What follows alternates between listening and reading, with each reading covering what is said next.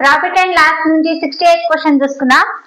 దుకాణదారుడు 2 రకాల టీలను కలిపి ఆ మిశ్రమాన్ని కేజీ 177 రూపీస్ వంతున అమ్మి 18% లాభం పొందాడు. 200 రూపాయలు పర్ కేజీ ఖరీదు ఉన్న ఒక రకం ప్రతి 2 కేజీలకు 3 కేజీల రెండో రకాన్ని కలిపితే ఈ రెండో రకం 1 కేజీ ఎంతకు కొన్నాడు అనేసి ప్రాబ్లం ని ఇచ్చాడు. ఈ ప్రాబ్లం మనం ఏ విధంగా సాల్వ్ చేసుకోవాలో చూసుకుందాం. ఆ మిశ్రమాన్ని అతను అమ్మిన ధర ఎంత? ఆ మిశ్రమాన్ని అతను అమ్మిన ధర SP = 177 rupees per KG. 177 rupees per KG. అతనికి ఎంత శాతం లాభం వచ్చింది? లాభం ప్రాఫిట్ వచ్చేసి 18%. అయితే అతను ఫస్ట్ టీ ఖరీదు ఎంత? ఫస్ట్ టీ ధర వచ్చేసి 200 రూపాయలు పర్ కేజీ. 200 రూపాయలు పర్ కేజీ. నిష్పత్తి ఎంత? 2:3. నిష్పత్తి వచ్చేసి 2:3. అయితే మనకి ఏం కనుక్కోమన్నాడు? రెండో రకం టీ ధర ఎంత అనేసి అంటున్నాడు. కనుక్కోవాల్సింది ఏంటి? రెండో రకం టీ ధర. ఇప్పుడు దీన్ని కనుక్కోవాలి. రెండో రకం టీ ధర కనుక్కోమంటున్నాడు. అయితే ఇక్కడ మనకి ప్రాఫిట్ లాభం ఎంత ఇచ్చాడు? అమ్మిన వేల ఇచ్చాడు. కొన్న వేల కనుక్కోవాలి. సిపి వాల్యూ ఏమవుతుంది అప్పుడు? SP/100 ప్లస్ లాభము ఇంటూ 100. అప్పుడు ఏమవుతుంది? SP అంటే 177/100 ప్లస్ 18 ఇంటూ 100. అప్పుడు ఏమవుతుంది? 177/118 ఇంటూ 100 ఈక్వల్ టు 177/1.18.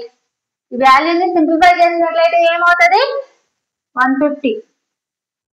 వాల్యూని సింప్లిఫై చేసినట్లయితే 150 rupees per KG. 150 rupees per KG. ఇదేంటి? మిశ్రమం ధర.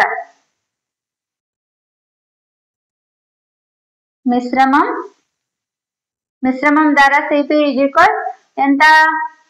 150 rupees per KG. 150 rupees per KG.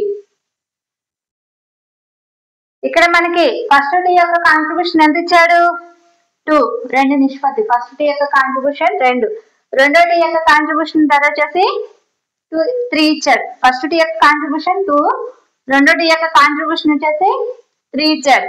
అంటే ఒక రకం ప్రతి 2 కేజీలకు అనేసి అన్నాడు. తర్వాత 3 కేజీల రెండో రకాన్ని అనేసి అన్నాడు. ఫస్ట్ టీ యొక్క కాంట్రిబ్యూషన్ వచ్చేసి 2 భాగాలు. రెండో టీ యొక్క కాంట్రిబ్యూషన్ వచ్చేసి 3 భాగాలు. మనకి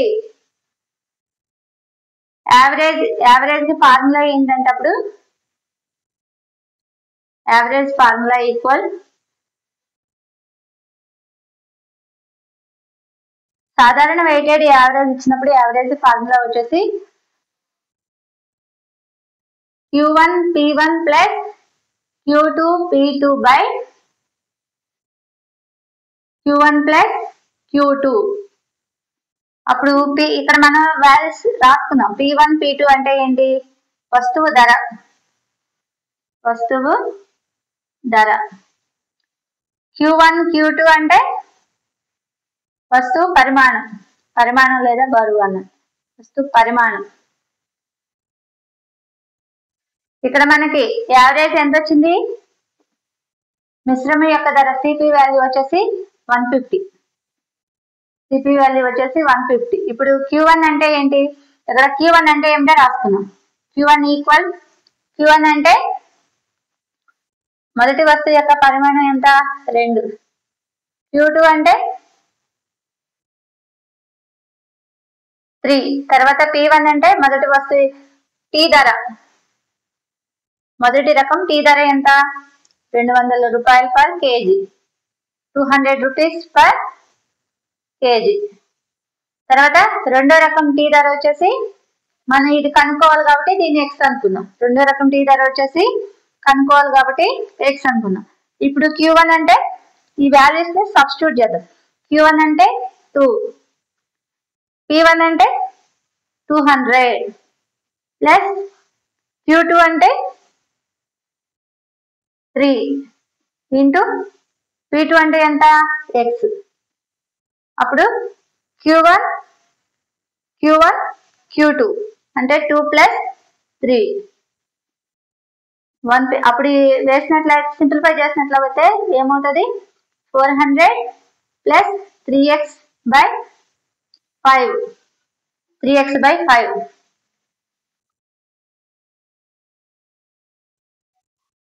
ఇప్పుడు మనకి 5 ఇంటూ 150 ఈక్వల్ టు ఏమవుతుంది 400 ప్లస్ 3x ఎంత 15 ఇంటూ 5 15 5 ఎంత 75 170 ఈక్వల్ టు ఇప్పుడు మనకి 400 ప్లస్ 3x. ఇప్పుడు 3x ఈజ్ ఈక్వల్ టు ఏమవుతుంది డైరెక్ట్ చేసుకున్నాం. ఇక్కడ 3x ఈజ్ ఈక్వల్ ఏమవుతుంది మనకి 750 మైనస్ 400 అవుతుంది. x ఈజ్ ఈక్వల్ టు ఏమవుతుంది 750 లో నుంచి 400 తీసేసినట్లయితే ఎంత వస్తుంది మనకి 350 వస్తుంది. 350 బై 3 ఆన్సర్ వచ్చేసి మనకి 116.67. ఇది మనకి ఆన్సర్ అవుతుంది. మనం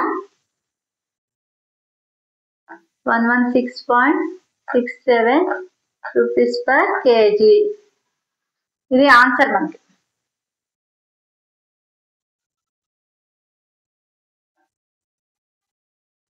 ఇది ఆన్సర్ని బ్రాకెట్లో రాసుకుందాం. ఇది ఆన్సర్ అవుతుంది. ఇప్పుడు రెండవ టీ ధర ఎక్స్ వాల్యూ ఎంత వచ్చింది ఎక్స్ ఈజ్ ఈక్వల్ టు ఎంత 116.67 రూపీస్ పర్ కేజీ. ఇక్కడ మనం చూసుకున్నట్లయితే మిక్చర్ రేషియో ప్రాబ్లమ్స్ ఇచ్చినప్పుడు ఈ ఫార్ములాని గుర్తుపెట్టుకున్నట్లయితే సింపుల్ గా ప్రాబ్లమ్ ని సాల్వ్ చేయడం అనేది వస్తుంది. సాధారణ వెయిటెడ్ యావరేజ్ పద్ధతిలో average is equal Q1 P1 plus Q2 P2 by Q1 plus Q2. ఈ వాల్యూస్ ని సబ్స్టిట్యూట్ చేద్దాం. యావరేజ్ అంటే యావరేజ్ సిపి వాల్యూ అంట 150.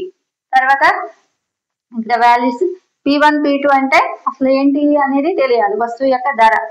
Q1 Q2 అంటే వస్తువు యొక్క పరిమాణం. ఇక్కడ P1 అంటే ఎంత P1 అంటే ఫస్ట్ టీ యొక్క ధర 200 రూపీస్ పర్ కేజీ. P2 అంటే మనం ఇది కనుక్కోవాలి. తర్వాత Q1 అంటే 2 Q2 అంటే 3. ఇలా వాల్యూస్ వేసి సబ్స్టిట్యూట్ చేసినట్లయితే ఫైనల్ గా మనకు వచ్చిన ఆన్సర్ ఎంత 116.67. ఈ విధంగా ఈ ప్రాబ్లమ్ ని సింపుల్ గా సాల్వ్ చేసుకోవాలి.